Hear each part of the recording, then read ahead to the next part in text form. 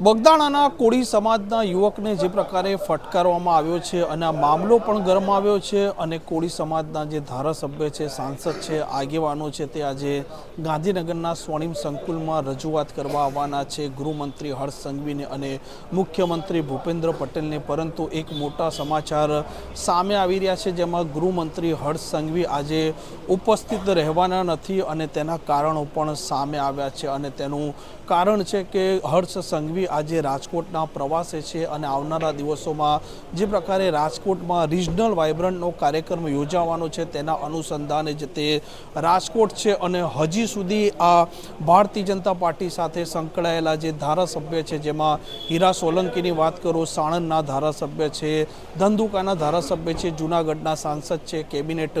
મંત્રી કુંવરજી બાવળિયા છે, જે આજે ભાજપના સાથે સંકળાયેલા ધારાસભ્ય છે અને તેમના સાથે કોંગ્રેસના પણ જે ધારાસભ્ય છે વિમલ ચુડાસમા, કોળી સમાજના આગેવાનો અને કાર્યકર્તાઓ સૌ કોઈ લોકો આજે આ સ્વર્ણિમ સંકુલ આવી જે પ્રકારે આ બગદાણાના કોળી યુવક નવનીતભાઈ પર જે પ્રકારનો હિચકારો હુમલો થયો છે અને નવનીતભાઈના આરોપ છે કે આ સમગ્ર ષડયંત્રમાં લોક સાહિત્યકાર માયા આહિરના પુત્ર જયરાજ આહિરની છે તેની પૂરેપૂરી સંડોવણી થઈ છે, તેના ઈશારે જ તેમના પર હુમલો થયો છે અને ભાવનગરની જે પોલીસ છે આ પોલીસે પણ આ જયરાજ આહિરને આરોપી પણ નથી બનાવ્યા। સાથે સાથે આ નવનીતભાઈએ જે પ્રકારે પોલીસને ફરિયાદ કરી હતી તે પોલીસની ફરિયાદ પણ યોગ્ય રીતે આ પોલીસે નથી લખીને ક્યાંક ને ક્યાંક આ ભાવનગરની પોલીસ છે તેના સામે પણ આંગળીઓ ચીંધવામાં આવી રહી છે અને માનવામાં આવી રહ્યું હતું કે ગૃહ ખાતું હર્ષ સંઘવીના પાસે જ છે અને હર્ષ સંઘવીને આ ભાવનગરની પોલીસે તેમણે જે પ્રકારનો આ ખેલ કર્યો છે તેમના આરોપ મુજબ તેની પણ રજૂઆત તે કરી શકે તેમ છે। પરંતુ હર્ષ સંઘવી આજે તેમની ઓફિસમાં ઉપસ્થિત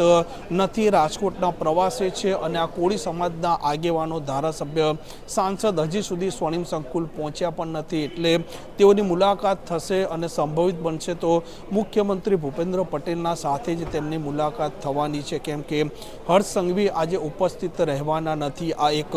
મોટા સમાચાર છે અને સૌ કોઈ લોકોની નજર છે જે પ્રકારે આ નવનીતભાઈ પર હુમલો થયો છે। કોળી સમાજ નારાજ છે, આક્રોશિત છે અને માંગણી કરી રહ્યા છે કે માયા આહિર છે તેમના પુત્ર છે જયરાજ આહિર તેમને આરોપી બનાવવામાં આવે। હવે જોવાનું તે પણ રહેશે કે જ્યારે આ આગેવાનો, આ ધારાસભ્ય, આ સાંસદ આજે અહીંયા રજૂઆત કરે છે અને ત્યાર પછી ગાંધીનગરથી શું ભાવનગર આદેશ જાય છે અને આ મામલામાં જે પ્રકારે આરોપો લગાવવામાં આવી રહ્યા છે, આરોપના મામલે પણ પોલીસ હવે કઈ દિશામાં તપાસ કરે છે તે પણ આવનારો સમજ બતાવશે અને સૌ કોઈની નજર આજે હવે જે પ્રકારે હવે મુખ્યમંત્રી ભૂપેન્દ્ર પટેલના સાથે મુલાકાત થશે તેના તરફ છે। જો કે હર્ષ સંઘવી જે પોતે ગૃહપ્રધાન પણ છે અને નાયબ મુખ્યમંત્રી છે, તેમના સાથે આ કોળી સમાજના આગેવાનો, ધારાસભ્યો અને સાંસદની મુલાકાત શક્ય નથી બનવાની, આ એક મોટા સમાચાર છે। નવજીવન ન્યૂઝ પર આ પૂરેપૂરી ગાંધીનગરની અપડેટ આપના સુધી પહોંચતી રહેશે। કેમેરામેન મિલન ઠક્કર સાથે તોફિક ગાંચી, નવજીવન ન્યૂઝ, ગાંધીનગર।